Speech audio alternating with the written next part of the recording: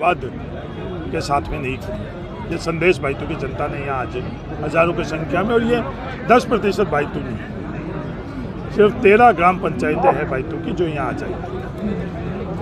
ऐसा जिस तरीके से चुनाव का मूड नज़दीक आता जा रहा है, विवाद पनपेंगे, सारी चीज़ आपके साथ ही बहुत बड़ा चैलेंज होगा कि जो जिस तरीके से सोशल मीडिया पे अफवाहों को स्प्रेड किया जाएगा, उसको लेकर आपने क्या तैयारी? विवाद चुनावों में नहीं है। उन विवाद करने वाले लोगों से मैं सवाल करना चाहता हूँ, उन नेताओं से सवाल करना चाहता हूँ जो विवाद के पीछे है। उस सामरा का विवाद किया, उसका क्या नतीजा है? ये बड़ी बड़ी बातें उन लोगों ने करे, बड़े बड़े आरोप लगाए, इनकाउंटर के संदर्भ में सीबीआई जांच उन लोगों ने दे दी। उनसे मैं आज सवाल करना चाहता हूं कि जो जांच जिस एजेंसी को उन्होंने दिलवाई, एक दफ़े नहीं 3 दफ़े वो जांच हुई, उसके नतीजा आज भाईतू के जनता पूछ रही है, राजस्थान की जनता पूछ रही है कि जो आपने विवाद किया है, ये क्रम अभी शुरू नहीं हुआ, ये क्रम उस दिन से ही शुरू हो चुका है। गलत शब्दों का इस्तेमाल कर कर आप भाईतू के अंदर स्थान नहीं पा सकते। आप अच्छी सोच से, अच्छे काम से, अच्छी बात से, अच्छे दिशा से ये भाईतू के अंदर स्थान पा सकते हो, राजस्थान में स्थान प्राप्त कर सकते हो। आप सर जैसे चुनावी मोड़ नज़दीक आ चुका है, उसको लेके भाईतू को लेके आपका क्या विशेष प्लान रहेगा, या कोई ऐसी बात है जो आपको काम करना था इन 5 सालों में? मेरी भाईतू की जनता के साथ सिर्फ चुनावी रिश्ता नहीं, वोटों का रिश्ता नहीं। मेरे जहन में कभी भी वोट और चुनावी नतीजे नहीं रहते। मेरा इनके साथ पीढ़ियों से रिश्ता है और वही रिश्ता मैं निभा रहा हूँ, और आने वाली पीढ़ियाँ भी वही रिश्ता निभाएगी। आपका कोई ड्रीम प्रोजेक्ट जिसको आपने चुनाव के समय में सोचा था और वो पूरा हो चुका है? हर दिशा के अंदर भाईतू आगे बढ़ा है। सड़क के लिए, बिजली के लिए, स्वास्थ्य में, शिक्षा में, चिकित्सा में, कॉलेज में, हर दिशा में हम लोगों के लिए बड़े मुश्किल समय भी भाईतू के लिए रहा। पूरी दुनिया के रहा। कोविड का वक्त बड़ा मुश्किल समय था, टिड्डी का वक्त भी हम लोगों के लिए मुश्किल का समय रहा, पर मजबूती से भाईतू के लोगों ने एकजुट होकर उसका मुकाबला किया, और उन मुश्किल वक्त के अंदर भी हम लोगों ने मुकाबला कर आगे। हरी जी के लिए सबसे बड़ा चैलेंज ये भी हुआ कि आपके ऊपर एनकाउंटर को लेकर आरोप भी लगे, तरह तरह के कई और आरोप भी लगे, लेकिन हरी जी विचलित नहीं हुए। लेकिन इस आरोपों को कैसे झेल करके आपने किसी भी तरीके का कोई प्रतिक्रिया इस तरीके की नहीं दी कि हरी जी कोई गलत कमेंट करते? मैंने उन आरोप लगाते वक्त भी उनसे कहा कि ये सवाल जिंदा रही, और मैं आज वापस उनसे सवाल करना चाहता हूं जिन्होंने सार्वजनिक ये बात करी थी कि हरीश चौधरी उस एनकाउंटर में है और राजस्थान सरकार में मंत्री होने के कारण निष्पक्ष जांच नहीं हो रही है। उनसे मैं पूछना चाहता हूं, आप लोगों ने वो जांच सीबीआई में भेज दी थी, एक दफ़े वो जांच हुई, उसके बावजूद भी आपने विवाद किया। दोबारा जांच हुई, तिबारा जांच हुई, हरीश चौधरी सही था, ये उस जांच के नतीजे ने बताया।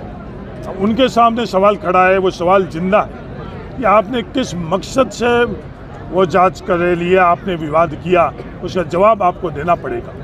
वो आप दौड़ नहीं सकते हो उनसे।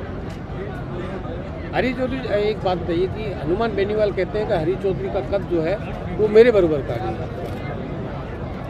वो उनका अहंकार कहता है।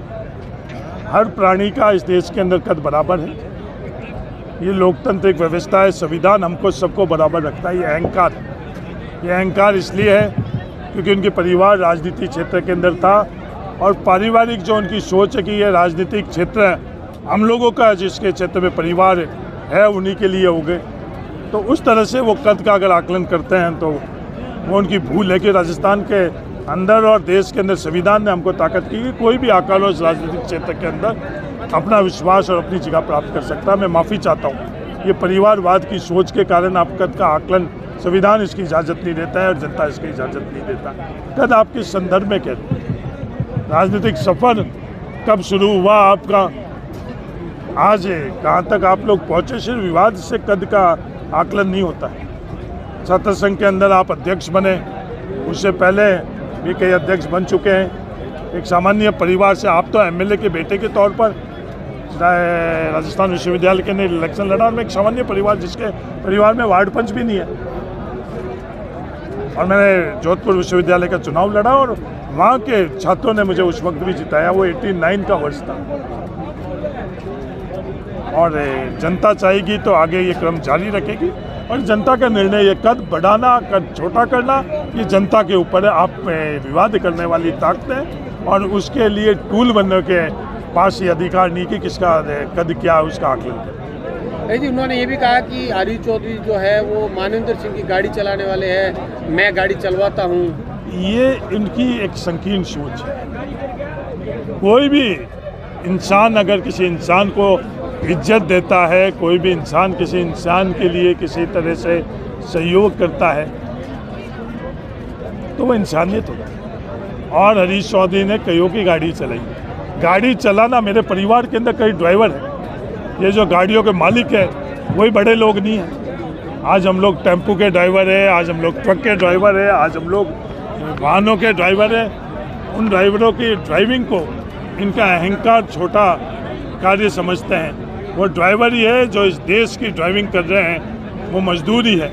आज मजदूर किसी के लिए मजदूरी कर रहा है और कोई बड़े लोग ही सिर्फ इस देश के हिस्सेदार भागीदार, ये इनकी सोच है जो गलत सोच है। बालोतरा जिला बन गया, इसको लेके क्या कहना चाहिए? बालोतरा जिले के नोटिफिकेशन अब होना बाकी है, कुछ घंटों में वो नोटिफिकेशन हुई, ये हम लोग चाह रहे थे और मुझे सूचना मिली कि वो हो चुका है और कल से वो लागू हो जाएगा।